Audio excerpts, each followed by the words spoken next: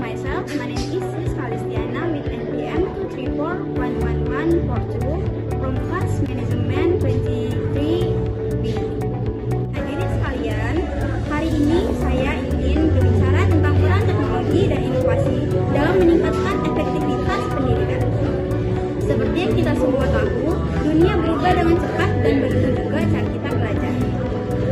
Pengaturan kelas tradisional bukan lagi satu-satunya pilihan untuk memperoleh pengetahuan dan keterampilan. Dengan munculnya teknologi, kami sekarang memiliki sejumlah besar alat dan sumber daya yang dapat membantu kami belajar lebih efektif dan efisien. Pertama dan terutama, mari kita bicara tentang pembelajaran online. Pembelajaran online telah menjadi semakin populer dalam beberapa tahun terakhir.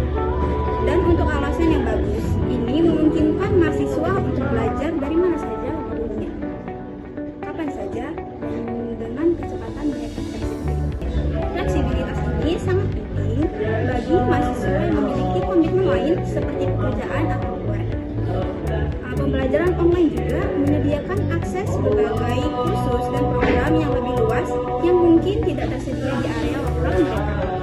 Cara lain teknologi meningkatkan pendidikan adalah melalui penggunaan aplikasi dan perangkat lunak pendidikan.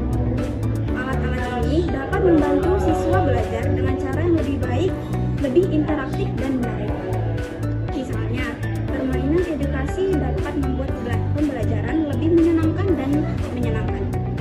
Sementara aplikasi pembelajaran bahasa dapat membantu siswa meningkatkan kemampuan bahasa mereka. Ada juga aplikasi yang dapat membantu siswa dengan pekerjaan rumah dan tugas mereka, membuatnya lebih mudah bagi mereka untuk tetap di atas pekerjaan. Ada juga aplikasi yang dapat membantu siswa dengan pekerjaan rumah dan tugas mereka, membuatnya lebih mudah bagi mereka untuk tetap di atas pekerjaan mereka. Yang pertama ada e-learning. E-learning adalah salah satu contoh teknologi yang dapat digunakan dalam pembelajaran. Dengan e-learning, dosen dan mahasiswa dapat mengakses materi pembelajaran dari mana saja dan kapan saja. Ini mengurangi kebutuhan waktu dan biaya untuk pergi ke sekolah dan juga mempermudah pembelajaran yang lebih efisien. Yang kedua ada aplikasi pembelajaran. Aplikasi pembelajaran dapat digunakan untuk mempermudah pembelajaran yang lebih interaktif dan efisien.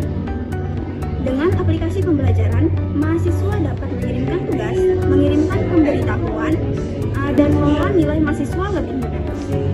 Mahasiswa juga dapat mengakses materi pembelajaran dan mengirimkan tugas secara online. Yang ketiga, ada perangkat lunak pendidikan. Perangkat lunak pendidikan dapat digunakan untuk mengolah dan menyimpan data pembelajaran. Dengan perangkat lunak pendidikan, mahasiswa dapat membuat laporan pembelajaran, mengelola data mahasiswa, dan mengirimkan laporan pada orang tua. Yang keempat, ada teknologi informasi, komunikasi atau TIK. Teknologi informasi dan komunikasi dapat digunakan untuk mempermudah komunikasi antara dosen dan mahasiswa. Dengan TIK, dosen dapat mengirimkan pemberitahuan, mengirimkan tugas, dan membuat diskusi online. Mahasiswa juga dapat mengirimkan tugas dan mengakses materi pembelajaran secara online. Dan yang terakhir, ada virtual classroom.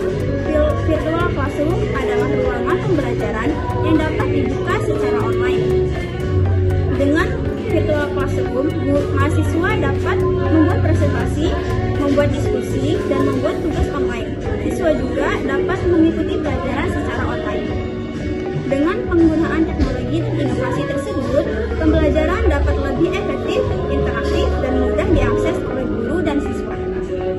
Namun, perlu diingat bahwa penggunaan teknologi dalam pendidikan juga memiliki beberapa dampak negatif, seperti banyaknya informasi yang menarik bagi siswa di internet, membuat mahasiswa terkadang tidak fokus ketika pembelajaran sedang berlangsung, dan banyaknya informasi menarik atau game online membuat peserta didik menjadi malas belajar. Untuk mengatasi dampak negatif tersebut, pihak yang berwenang harus mengontrol arus informasi yang diterima peserta didik agar peserta didik juga bisa kembali menerima pendidikan dengan baik dan benar. Selain pembelajaran online dan aplikasi pendidikan, teknologi juga digunakan untuk meningkatkan pembelajaran di kelas tradisional. Misalnya, papan pintar dan papan tulis interaktif dapat membantu